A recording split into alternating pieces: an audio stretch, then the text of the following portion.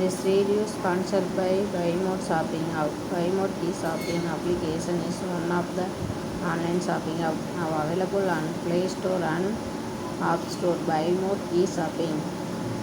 இந்த வீடியோவில் நம்ம என்ன பார்க்க போகிறோம்னா உப்பு ஜாடி பக்கத்தில் எண்ணெய் வைக்கலாமா என்பதை பற்றி இந்த வீடியோவில் நம்ம தெளிவாக பார்ப்போம். அறிந்த ஒன்றுதான். அத்தகைய மகாலட்சுமிக்கு கொடுக்க வேண்டிய மரியாதையை சரியாக கொடுக்கும் பொழுது நமக்கு அள்ள அள்ள குறையாத செல்வம் வீட்டில் சேரும் என்பது நம்பிக்கை. அந்த வகையில் உப்பு ஜாடிக்கு இருக்கும் சக்தி என்ன? உப்பு ஜாடிக்கு பக்கத்தில் எண்ணெய் வைக்கலாமா?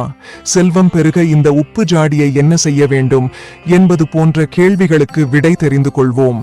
இந்த வீடியோவை ஸ்கிப் பண்ணாம முழுசா பாருங்க. வீடியோவிற்குள் போவதற்கு முன் சேனலுக்கு நீங்க புதுசா இருந்தீங்கன்னா முதல் வேலையாக எங்களோட சேனலை சப்ஸ்கிரைப் செய்யுங்கள். அதில் வாசம் செய்யும் மகாலட்சுமிக்கு கடலில் இருந்து கிடைக்கக்கூடிய இந்த உப்பானது தாய் வீட்டு சீதனம் போன்றது. குடும்பத்தில் சுபிட்சம் நிலவ கல் உப்பை வீட்டில் குறையாமல் பார்த்து கொள்ளுமாறு சாஸ்திரங்கள் அறிவுறுத்துகிறது. எப்பொழுதும் சமையலுக்கு கல் உப்பை பயன்படுத்தினால் ஆரோக்கியம் சிறக்கும் என்று அறிவியல் அறிவுறுத்துகிறது. நம் முன்னோர்கள் கூறி சென்ற ஒவ்வொரு விஷயத்திற்கு பின்னாலும் ஒவ்வொரு அர்த்தங்கள் ஒளிந்து கொண்டிருக்கும் என்பது இதன் மூலம் தெரிந்து கொள்ள முடிகிறது. எப்பொழுதும் உப்பை நம்முடைய தாய்மார்கள் மற்றும் பாட்டிமார்கள் எல்லாம் அடுப்பிற்கு பக்கத்திலேயே வைத்திருப்பார்கள். அடுப்பு எப்பொழுதும் கிழக்கு திசையில் வைத்து மேற்கு நோக்கி பார்க்குமாறு இருப்பது சரியான முறையாகும். நீங்கள் சமைக்கும் பொழுது கிழக்கு திசையை பார்த்தவாறு சமைக்க வேண்டும்.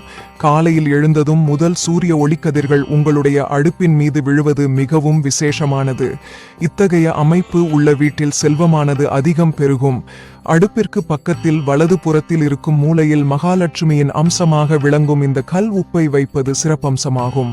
ஜாடியை எப்பொழுதும் தரையில் வைக்கக்கூடாது என்பதையும் நினைவில் கொள்ளுங்கள். கல் உப்பை பிளாஸ்டிக் டப்பாக்களில் போட்டு வைப்பது அல்லது எவர் சில்வர் டப்பாக்களில் போட்டு வைப்பதை தவிர்க்கவும். பீங்கான் அல்லது கண்ணாடி பாத்திரத்தில் மட்டுமே கல் உப்பை வைக்க வேண்டும்.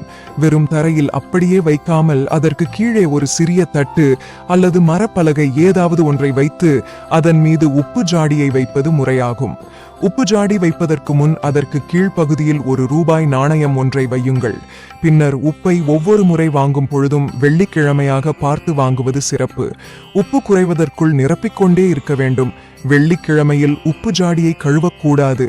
வியாழன், புதன், ஞாயிறு போன்ற கிழமைகளில் உப்பு ஜாடியை கழுவி சுத்தம் செய்து நன்கு வெயிலில் காய வைத்து மீண்டும் உப்பை நிரப்பி வைத்து விட வேண்டும். நிரப்பும் பொழுது அதில் 5 ரூபாய் நாணயம் ஒன்றை வையுங்கள்.